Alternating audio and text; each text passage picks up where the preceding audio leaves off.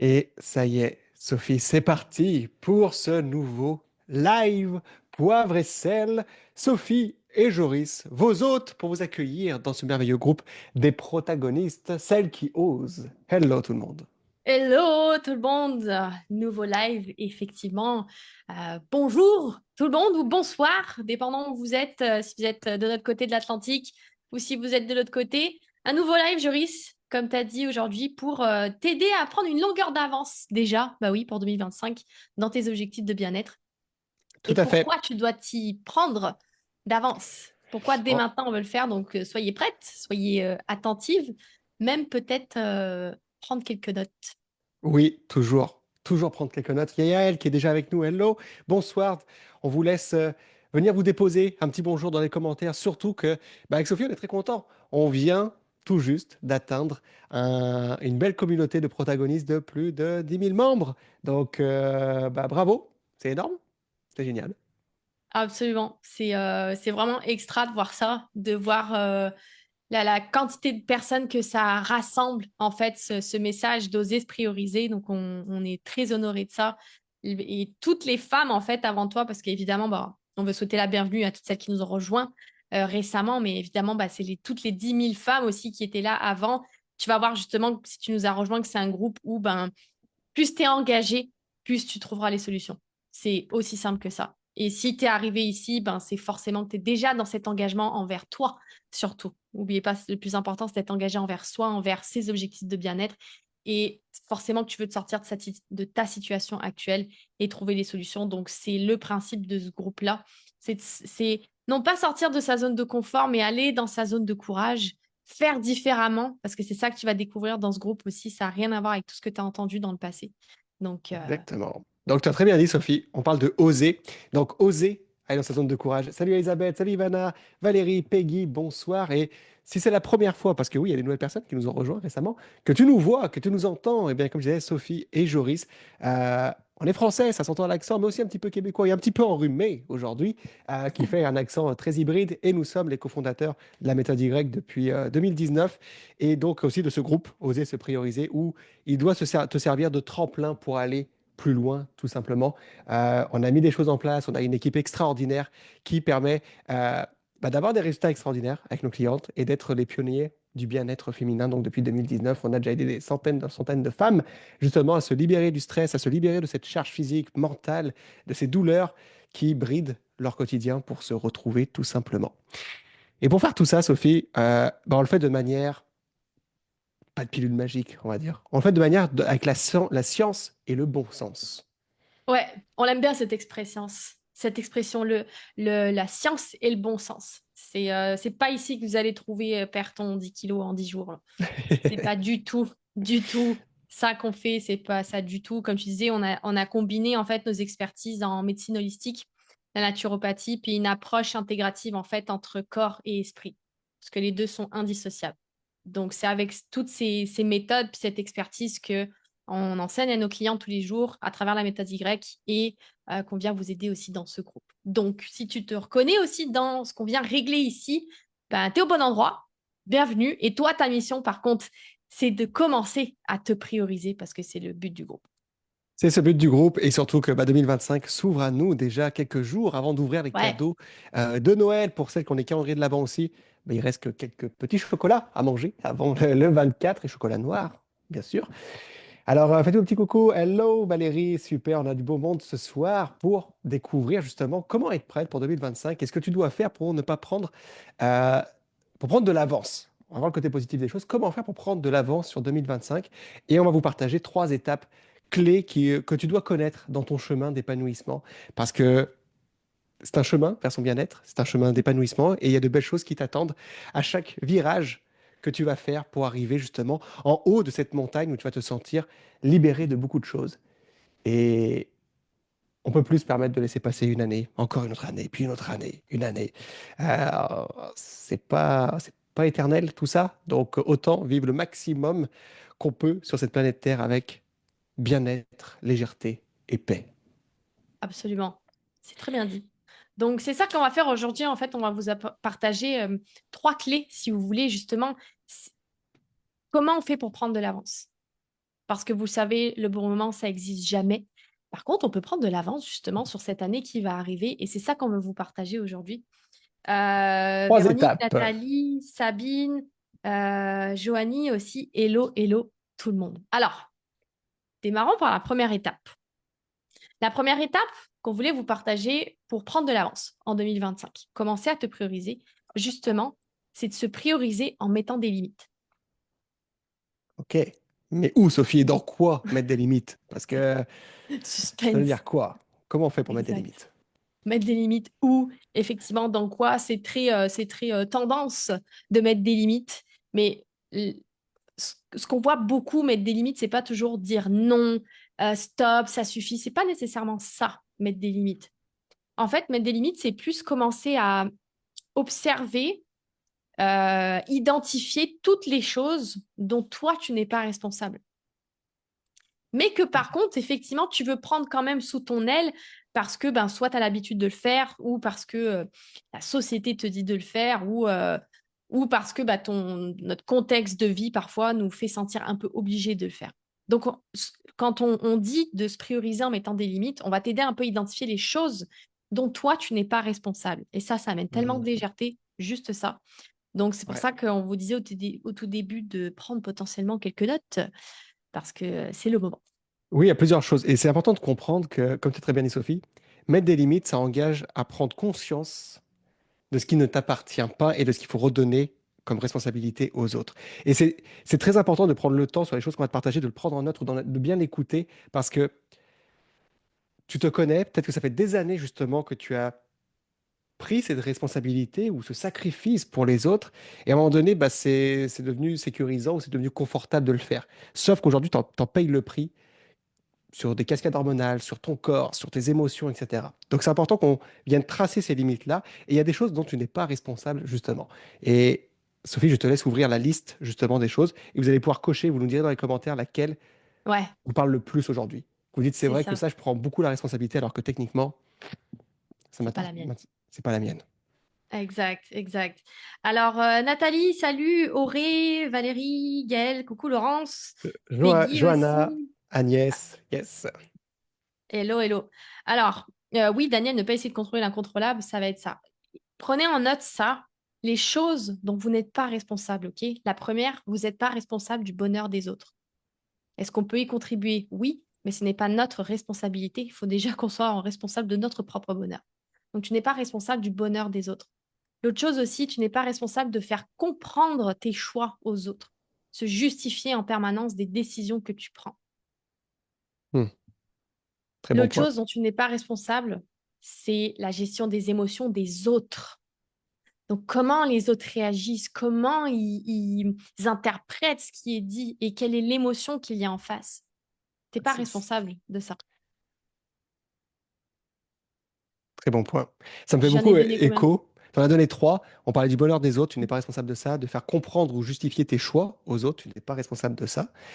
Tu n'es pas responsable de la gestion des émotions des autres. Et forcément, moi, c'était un gros défi pendant de nombreuses années. Oh non, mais je ne veux pas que les personnes vivent ça. Je veux pas que les personnes ressentent ça. Oui, mais ça lui appartient, Joris. C'est la personne est responsable de ses propres émotions. Exact. Je te laisse continuer la liste, Sophie. On salue José et Florence qui est avec nous, Isabelle, Nathalie, bonsoir. Ne pas essayer de contrôler l'incontrôlable, tout à fait aussi. Ça, c'est des choses très intéressantes. Quatrième point, Sophie, Exact. donc tu n'es pas responsable. Ce que tu n'es pas responsable aussi, c'est de prouver ta valeur à ceux qui ne la voient pas. C'est fort, ça. Mm. Prouver continuellement, année après année, ta valeur à des personnes qui ne la voient absolument pas. Ça, c'est le meilleur moyen pour tuer notre propre estime. Mm. L'autre chose dont tu n'es pas responsable, c'est de correspondre aux attentes des autres. Tout le monde a des attentes. Tout le monde a des attentes, mais ce n'est pas ta responsabilité de tout le temps correspondre aux attentes de ton conjoint, de tes parents. Ce n'est pas ta responsabilité, ça. Tout ce qu'on vous partage, ok, j'en ai encore deux en réserve parce qu'on les connaît bien. Mhm. Tout ce qu'on vous partage, c'est tout ça qui génère du stress. Exact. L'autre chose dont vous n'êtes pas responsable, c'est d'aller sauver les autres de leurs problèmes à eux. Les Sauver les autres. problèmes des autres. Mm. Tout part toujours de bonnes intentions. Mais la réalité, c'est ça, se prioriser, c'est qu'on a déjà, nous, à s'occuper. Mais oui, Il faut s'occuper des problèmes des autres. Alors, j'exclus évidemment ici s'occuper de ses enfants. Il y a une responsabilité quand on a des enfants, effectivement. Mais sauver les autres de leurs problèmes, ça, ce n'est pas ta responsabilité. je donne un exemple. Ça aussi, c'est quelque chose qui me rejoignait beaucoup avant, justement, à prendre la responsabilité des autres ou devoir sauver les autres de leurs problèmes. Mes problèmes, ça veut dire beaucoup de choses. Euh, une personne disait qu'elle avait chaud, c'est moi qui transpirais. Et c'est moi qui trouvais des solutions pour essayer que la personne ait moins chaude, mais techniquement, ce n'était pas moi.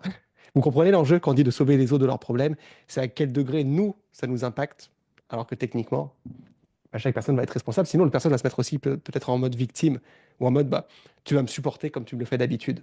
Hmm. Non, non, non, non. C'est comme ça qu'on apprend à mettre des limites. Il reste un dernier point, Sophie. Exact. Bah, ça fait un peu rien avec ce que tu dis parce que le danger de ça, c'est justement, tu n'es pas responsable non plus de tout gérer autour de toi pour que tout se passe bien en permanence. Alors que clairement, tu n'as plus l'énergie pour le faire. Mhm. Dites-nous dans les commentaires justement lequel point vous parle le plus, a le plus résonné. Quand on dit que tu n'es pas responsable du bonheur des autres, que tu n'es pas responsable de la gestion des émotions des autres, que tu n'es pas responsable de faire comprendre tes choix aux autres, tu n'es pas responsable de prouver ta valeur à des personnes qui ne la voient pas, que tu n'es pas responsable de correspondre aux attentes des autres, que tu n'es pas responsable de gérer les problèmes des autres alors que tu n'as pas encore toute l'énergie pour gérer les propres enjeux de ton quotidien. Dites-nous dans les commentaires Exact. lequel actuellement vous parle le plus. Il y en a quelques-uns. J'ai appris à me faire plus, à ne plus faire, c'est justifier ma valeur à ceux qui ne la voient pas. Très bon point, Peggy. Salut Karine qui est avec nous, José aussi. Barbara partageait, mais quand leurs réactions font mal, ben justement, là on va plutôt travailler à se prioriser sur soi. Et comme tu es en train de le faire, Barbara, c'est comprendre Exact. comment ça m'impacte pas. Parce que, exact, à l'inverse de tout ce qu'on vient d'identifier, on va poser la question aussi, c'est important de détecter c'est où tu as le plus de difficultés, ok? Mais à Mhm. l'inverse de tout ce qu'on vient de dire, la seule chose dont tu es responsable, c'est celle que tu contrôles, c'est-à-dire toi. Tu es responsable de tes émotions, de tes réactions, de tes pensées, tu es responsable de tes choix, de tes décisions, de tes actions, de tes objectifs aussi, puisqu'on parle de 2025, on est responsable de ça. Et se prioriser, c'est mettre ton attention sur ces choses que tu contrôles, justement. Qu'est-ce qu'on va pouvoir faire quand la réaction d'en face n'était pas celle qu'on voulait, même si ça peut faire mal parfois. Puis c'est correct. Parfois, il y a des réactions d'en face. Évidemment que ton enfant, tu n'aimerais pas le voir pleurer. C'est sûr. Alors, je ne sais pas, Barbara, dans quelle situation tu te retrouves actuellement, mais changer notre perspective à nous de savoir qu'il y a des choses qu'on va contrôler, il y a des choses qu'on ne va pas contrôler. Et plus on met l'attention sur ces choses-là qu'on contrôle, plus on diminue aussi la charge de stress et d'anxiété qu'on a sur nous-mêmes. Et vous savez, là, si vous nous connaissez et puis que vous êtes dans ce groupe-là, la cascade de conséquences que ce stress a sur ton corps, sur tes hormones, bah, c'est de là qu'on va venir prendre le contrôle. Exactement. Si vous, on connaît un peu l'équilibre hormonal, le cortisol, les hormones sexuelles, les hormones de stockage, etc., bah justement, si on comprenait l'impact de nos pensées là-dessus, on penserait plus attention. Et quand tu dis se prioriser, c'est de mettre l'attention sur les choses qu'on contrôle, c'est de reconnaître nos schémas de prise de décision, le Oui, schéma de croyance qu'on a, de connaître nos pensées, qu'on laisse venir, qu'on laisse prendre de la place, laisser venir des pensées qui nous freinent et laisser moins de place à celles qui nous permettent d'avancer. Bah, tout ça, c'est les choses que tu peux contrôler et que finalement, tu te dois de contrôler ou apprendre à contrôler pour avancer. Et je ne parle pas à toutes les clientes qui sont avec nous actuellement, qui le font dans les méthodes Y, justement, mais si tu en es aux prémices de ça, c'est déjà d'en prendre conscience de, OK, j'ai mis des limites sur ce qui n'est pas de ma responsabilité, comme les points qu'on a vus un petit peu plus tôt. Et salut Sylvana qui nous rejoint, salut Sandrine, Magali aussi. Je vous laisserai écouter le replay pour reprendre le début et de vous concentrer sur ce que vous avez le contrôle. Donc là, on a fait exact. la première étape. Salut Leslie, toutes les personnes qui nous rejoignent, un petit coucou dans les commentaires. Vous savez qu'on aime la belle énergie. Donc, faites-nous un petit signe. Deuxième étape, enfin, on marche, on Voilà. trace le chemin, on fait Ouais, la première étape. exact. Là, ce qu'on est venu faire, OK, il y a 3 étapes dans notre processus. La première étape, OK, on a fait, comme tu as dit, Joris, on est venu tracer les limites de notre chemin. OK, vous êtes sur un chemin, vous avez un objectif, il faut d'abord tracer les bordures. C'est ça qu'on vient faire en posant ces limites-là, les bordures de ton chemin. Maintenant, il faut qu'on avance quand même dans ce chemin. Donc, la deuxième chose, c'est redevenir attentive à toi et écouter ton corps. Mhm. Alors celle-là, je suis persuadée que vous l'avez déjà entendue. Redevenir attentive à soi. On peut l'entendre, mais la comprendre est quelque chose de différent. Exactement. Là, si tu veux, ce qu'on fait, c'est que tu es sur ton chemin, ok? Mais tu as des cailloux dans ta chaussure. C'est si évident, mais en fait, si vous voulez, à travers les années, à force d'avoir accompagné des femmes, justement, on s'est rendu compte qu'il y en a très peu qui y pensent, d'écouter notre corps. Il y en a très peu qui comprennent ce que veut dire ce signe-là. Parfois, on n'en a même aucunement conscience. Ah oui, j'avais pas réalisé que j'avais ce signe-là. Et après, il y en a encore moins qui savent comment le faire. Comment on enlève ce caillou qu'on a dans la chaussure. Et c'est ça qu'on dit, redevenir attentive à soi, c'est de comprendre que vous avez toutes fait des randonnées ou une marche, et un jour, il y a ce caillou qui est dans la chaussure. Qu'est-ce que ce caillou envoie comme signal? Il envoie une petite douleur sous ta voûte plantaire pour te dire, ah, il y a quelque chose là. Puis c'est agaçant, c'est irritant. Donc, il y a un signal qui t'est envoyé par le corps pour te dire qu'il y a quelque chose d'irritant. Mm. Et ce qu'on fait, justement, dans un quotidien, métro, boulot, dodo, à prendre les responsabilités des autres, justement, etc., c'est que on coupe le signal de ce caillou dans la chaussure. Ce qui fait on se dit, ah, c'est pas grave, je continue à avancer. Ah, mais là, il y a deux cailloux, puis il y a trois cailloux. Puis on se dit, ah non, mais c'est le corps qui il manque d'énergie. Ouais, mais le corps, il est en train d'être brûlé par la voûte plantaire, qui ne peut plus poser le pied au sol. Mm. Et là, on perçoit le corps comme quelque chose à combattre, alors que le corps n'a jamais été quelque chose à combattre. Mais il faut entendre ce qu'il t'envoie comme signal, pour ensuite pouvoir mettre des solutions en place propices, spécifiques au signal qu'il t'a envoyé. Mm. Exact. Et c'est pour ça, par exemple, qu'on voit, si c'est pas 100% des cas, 99% des cas, que tu as essayé 1000 choses déjà avant.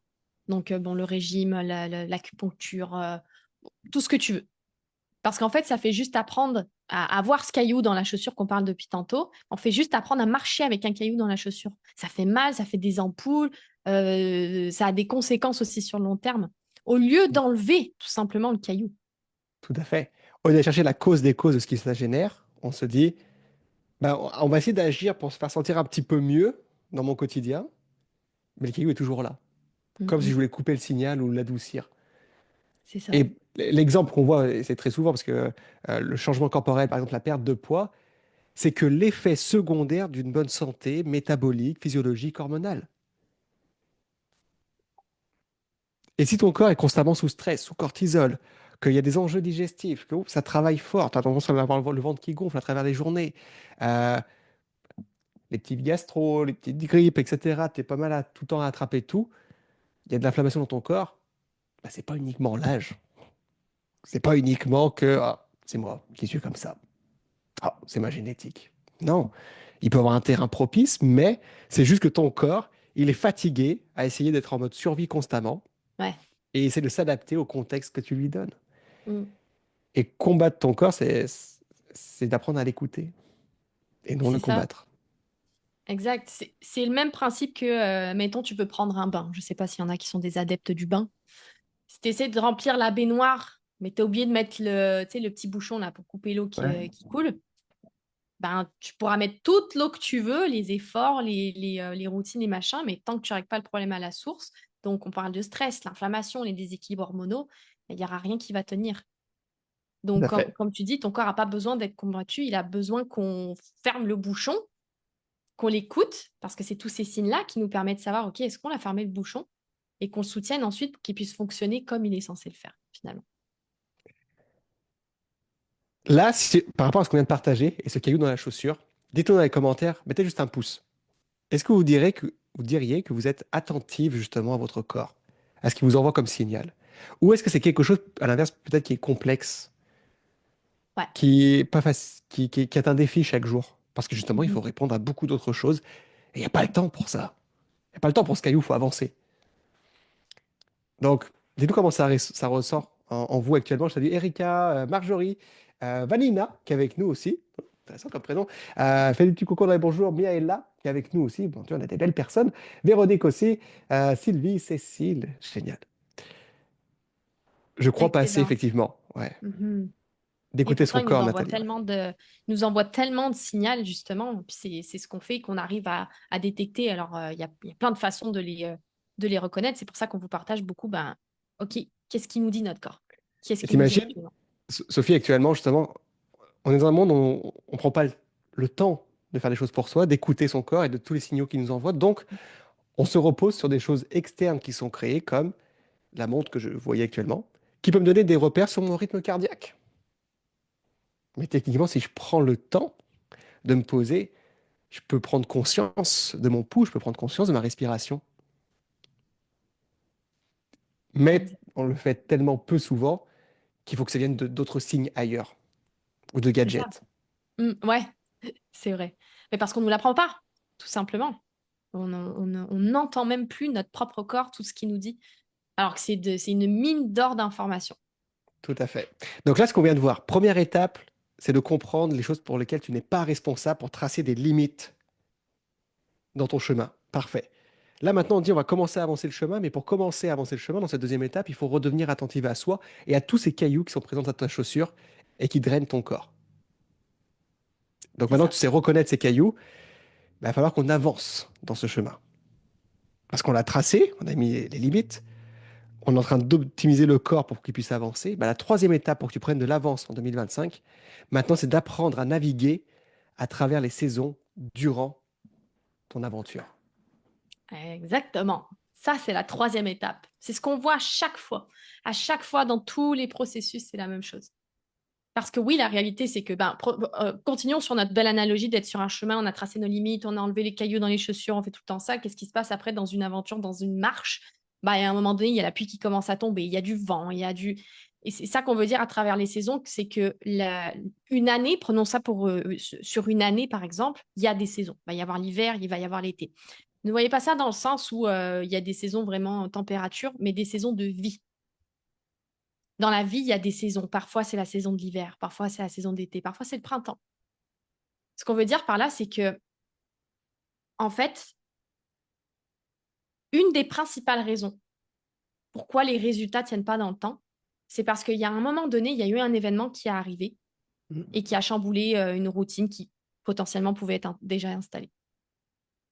Donc, cet événement-là, c'est un événement, c'est une saison dans laquelle on va rentrer. Souvent, ça va être une saison, on va l'appeler l'hiver. Hein. C'est pas la saison qu'on voit où on va dans l'eau à la plage. C'est ça que je veux Non, dire. ça, l'hiver est dur, il peut être rude, surtout au Québec où il y a le soleil Exact. actuellement, mais il va commencer à faire de plus en plus froid.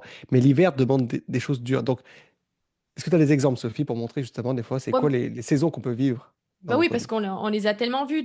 Donc, ça peut être un divorce parfois qu'on a vu ou des relations qui sont plus compliquées avec ton conjoint, le travail, un Mm. changement important dans le travail, de l'épuisement professionnel, beaucoup, beaucoup de stress au travail, justement, ça aussi.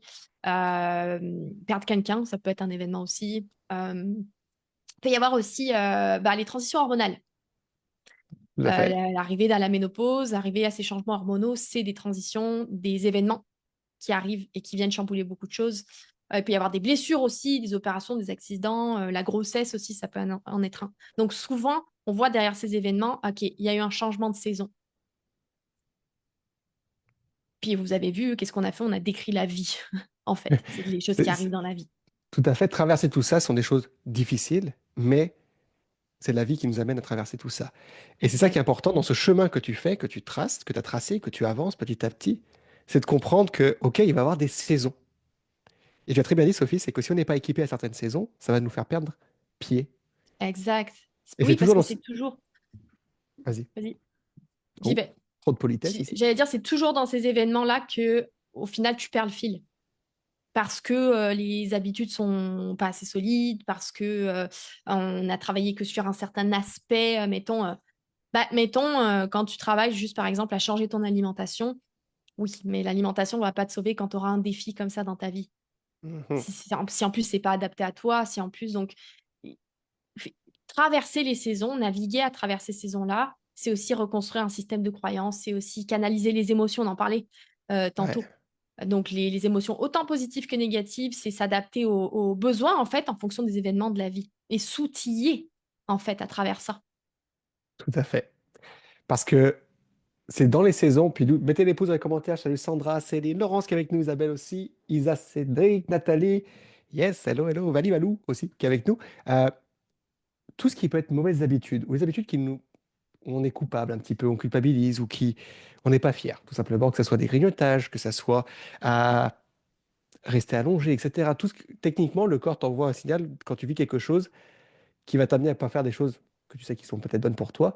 Bah, elles viennent rarement quand tu es en vacances et que tout va bien. Généralement, c'est lorsqu'il y a un stress plus haut.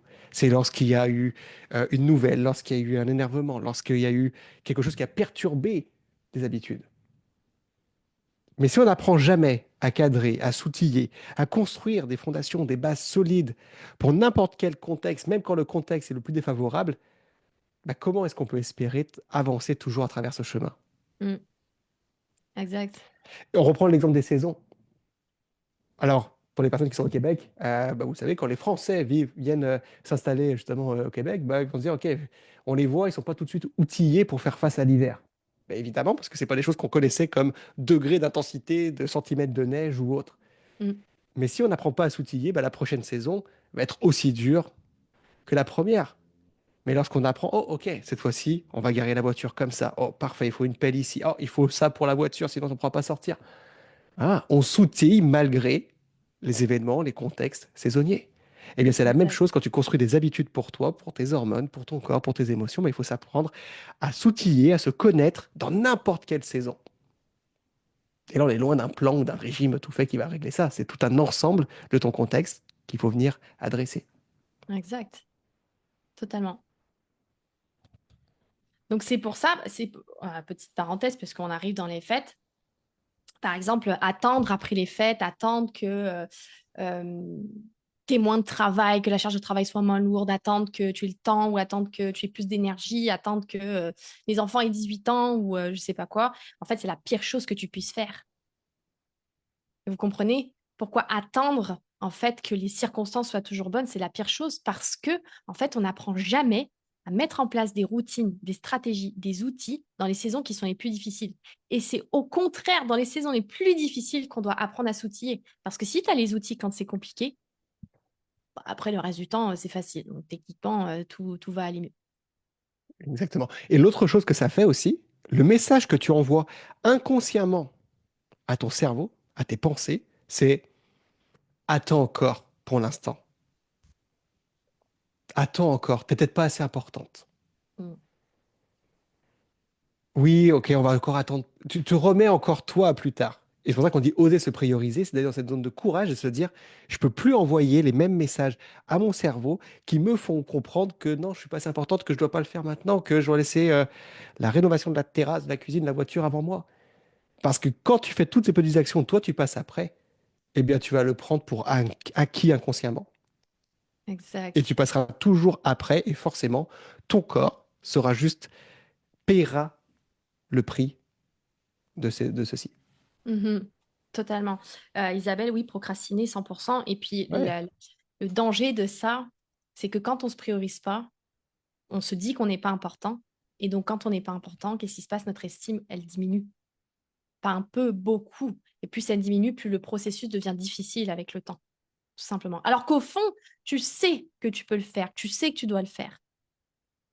Donc, justement, ce qu'on voulait vous enseigner aujourd'hui, puis comment tu prends de l'avance en 2025, c'est s'outiller non pas quand c'est la saison d'été, mais quand c'est la saison d'hiver. C'est le meilleur truc que tu puisses faire.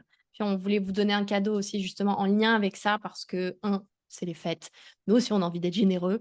Donc, on avait un Et cadeau oui, pour ça qu'on va vous partager. Avant de vous donner le cadeau, on va juste récapituler un peu ce qu'on a vu aujourd'hui, parce que j'ai vu qu'il y a oui. pas mal de personnes qui nous ont rejoints à la fin du live. Bah, je vois, Le oui, but aujourd'hui, oui, Linda Laurie, Bérangère, Priscilla, Brooke qui est avec nous aussi. Génial. Laurence, salut. Le but, Sophie, c'est de prendre l'avance, on a dit, pour 2025. Exact. Sur vos objectifs de bien-être, commencez à se libérer de ce stress qui prend toute la place dans ton quotidien. La première chose qu'on a dit, c'est de se prioriser en mettant les limites. On a listé, réécoutez en replay sérieusement ce qu'on a dit aujourd'hui, prenez-en note, Ouais. parce que comme on a dit, il faut les identifier, où est-ce qu'on a des failles pour pouvoir travailler sur les bonnes choses. Comme ça, c'est plus de cette façon, avec cette façon de penser, tes résultats sont plus un hasard. Ça, c'est le meilleur truc qui puisse se passer. Donc, la première chose, se prioriser en mettant des limites. La deuxième chose, c'est de redevenir attentive et écouter ton corps. Tous les signaux qui t'envoient. Tous les signaux qui t'envoient. Tous ces signaux-là, c'est ce qui te permet de savoir, OK, je mets mon attention sur quoi? Je mets mes efforts sur quoi? Et ça évite de répéter encore les mêmes erreurs du passé, les mêmes choses, les mêmes stratégies que tu as déjà entendues 50 fois. Couper votre assiette en 3, mon Dieu, combien de fois on l'a entendu celle-là? Oui, mais Oui. ça suffit pas. J'ai un caillou dans ma chaussure, il est sur mon pied gauche, ça me fait mal. J'ai besoin de me pencher sur ça. Ça, Et c'était la troisième deuxième chose. étape, Et la troisième étape, bah, c'est d'apprendre à naviguer à travers les saisons. On a parlé des saisons dans une année, il y a des saisons, c'est obligé. Et ce qu'on veut avant tout, ce qu'on fait avec les clientes en plus, c'est de naviguer à travers la saison d'hiver surtout. Puis là, c'est vraiment, c'est parfait de parler des saisons. On est dans la saison d'hiver, c'est parfait. Et en plus, on est dans la saison des fêtes. Donc, qu'est-ce qu'on voulait faire pour vous? C'est justement, on a créé un outil avec Joris, avec des stratégies tout pour à comment fait. on fait pour gérer les fêtes. Pas en mode attention, il faut faire attention pendant les fêtes, etc. Non, il y a des stratégies, il y a des outils qu'on peut mettre en place qui vont aider ton corps. Vous vous souvenez, on a parlé d'arrêter de combattre notre corps. Il y a des stratégies pour aider ton corps pendant la période des fêtes. Donc, c'est ça qu'on a regroupé. On l'a regroupé dans un document. Je l'ai Écrivez. ici, je l'ai avec moi, Sophie. Comment on fait? Parce que je ne peux pas le donner à travers l'écran avec les personnes. Comment on fait Je pour le délivrer? je pense qu'on a utilisé le mot zen, parce qu'on l'a partagé sur le groupe là lundi, je crois. Donc, écrivez le mot zen, OK, dans les commentaires, puis on va vous l'envoyer. C'est un document Wow! PDF, on vous Tous les secrets l'envoie. sont là, Sophie. Mon Dieu, Je risque quel acteur. jeune Ça se voit que tu as acteur. fait ça souvent. On a... Tout se trouve là-dedans. Hello Sandrine, Mina qui nous rejoignent aussi. Écrivez Zen, on vous envoie ce guide justement pour l'avoir. C'est des choses qu'on a partagées très précis avec les clients justement dans la méthode Y. Et bah, sur le groupe, on célèbre ces 10 000 personnes, aussi ces 10 000 femmes euh, qui veulent apprendre à se libérer de ce stress, à oser se prioriser. Eh bien, quoi faire pour ces 2 belles prochaines semaines et comment prendre de l'avance pour 2025? Tout est dans là-dedans. Le livret. Absolument. Il y a la boîte noire de l'avion, puis il y a le livret noir de Joyce. Des fêtes de Noël. Alors, merci beaucoup pour votre participation. Vous n'avez pas idée à quel point ça nous réchauffe le cœur de voir qu'il y a 10 000 membres sur ce groupe. Si vous saviez par où on a démarré, par où on a commencé, et le nombre de personnes avec qui on discute chaque jour aussi sur le groupe, puis la confiance que vous nous donnez pour partager vos défis de vie, ce que vous avez vécu, ce que vous vivez en ce moment, c'est un honneur pour nous de vous aider là-dedans, de vous accompagner. Donc, on vous souhaite aussi de merveilleuses fêtes. On va vous envoyer les documents pour ceux qui les ont demandés. Amusez-vous, riez, comme on a dit hier à nos clientes, riez. Le rire est merveilleux dans toutes les situations. Et passez de merveilleuses fêtes. De toute façon, c'est pas comme si on n'allait pas être là. Il y aura un live la semaine prochaine. Tout à fait. Je t'amènerai ici, là-dessus, Sophie, pour souhaiter de joyeuses fêtes à toutes les personnes, pour dire qu'on voit des personnes passer des fois un an pour organiser une journée extraordinaire comme un mariage, mais on voit rarement les gens passer une journée pour planifier leur année ou leur bien-être. Et si tu veux commencer à te prioriser, bah, prends ce moment pour toi, offre-toi ce moment-là pour planifier ton bien-être. Parce que si tu ne le fais pas pour toi, bah, d'autres peuvent planifier ton mal-être. Donc, prends de l'avance avec les stratégies qu'on a passées aujourd'hui, qu'on a partagées justement sur ces 3 points, de t'asseoir avec toi-même ou d'échanger avec nous dans les commentaires, peu importe, et qu'on t'aide à y voir plus clair pour avancer dans 2025 sereinement vers la voie de l'épanouissement. Donc, je terminerai là-dessus. Passez d'excellentes fêtes de fin d'année et à votre santé. Ciao tout le monde! Ciao tout le monde!